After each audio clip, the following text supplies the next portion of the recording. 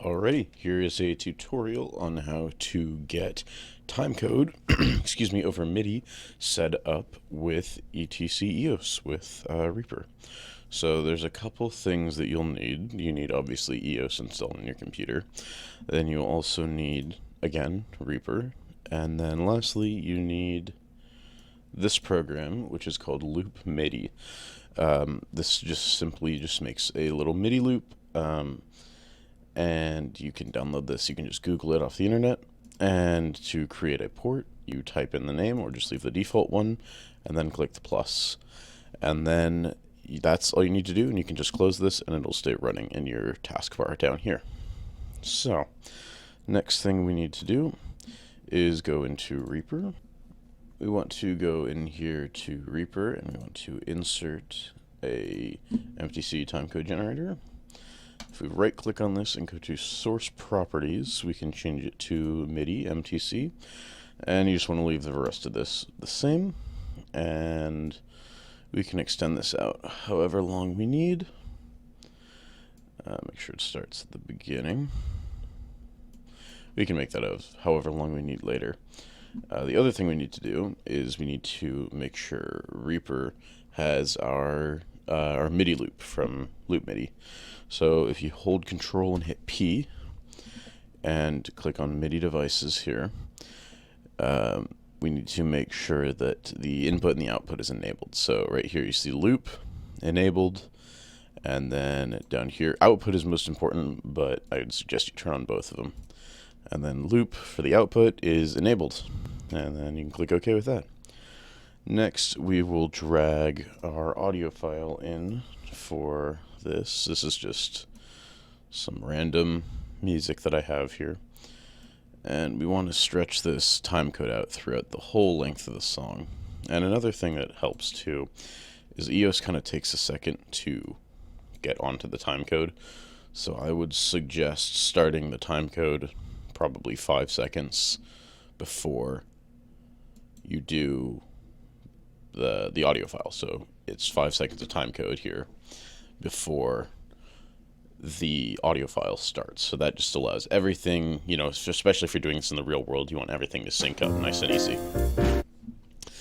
Alrighty, so from there we only have a couple things left to do in Eos.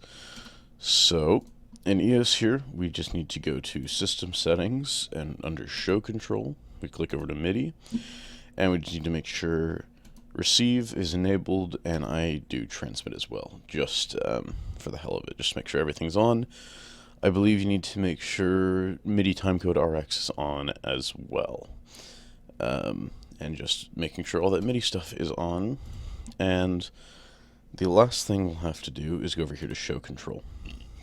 So you have to create a list. So you hit 1, enter, and now you have a couple options here. So you have your events, but then you also have your lists. And so you need to make sure this list type, if you click on it, you can click MIDI and then hit enter, and now you can see that's changed over to MIDI.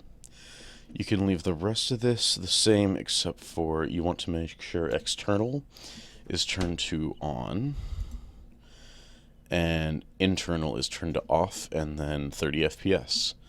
So now, if we go and grab Reaper here, and we start playing this, oh, hold on, I think we need to be in live. We start playing our audio track here.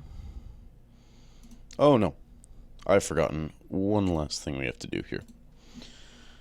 Go into our MIDI timecode track and we hit route, and we need to make sure the output is set to our loop MIDI. There we go. Now when you play this, you can see Eos picks up the timecode. So to actually set things to go, I don't have any cues recorded in this. This is just a blank show file. What I can do is I can just record a Q1 just for demonstration. This has no actual data in it, but what we can do here is we can set the time for the event 1. We'll go we'll do 17 seconds in, so 00, 17, 00. And that means at 17 seconds in timecode land, so the seconds won't line up with your audio track. That's just the way MIDI timecode is. And then we can set the action to be Q1.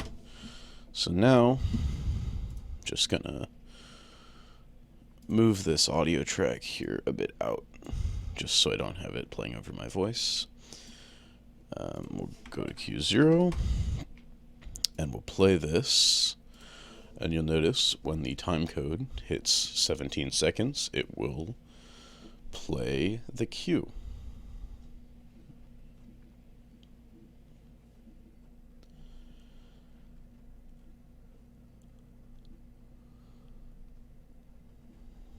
And there we go.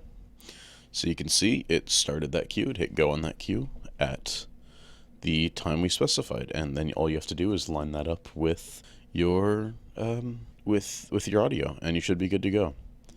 Editor me here, I just wanted to clarify that you're actually moving the cue timings around and not the actual audio file. So you were able to move each cue individually, and you do that by editing the time of the events. You're not just moving the audio file around. Just wanted to make sure that that was all clear. Back to the video. Also, this is kind of freaking out. I realize that it sometimes gets a bit iffy if you have no data in there, but I think my post on Reddit shows that this totally does work if you actually record data in there. I hope this was helpful. Have a good day.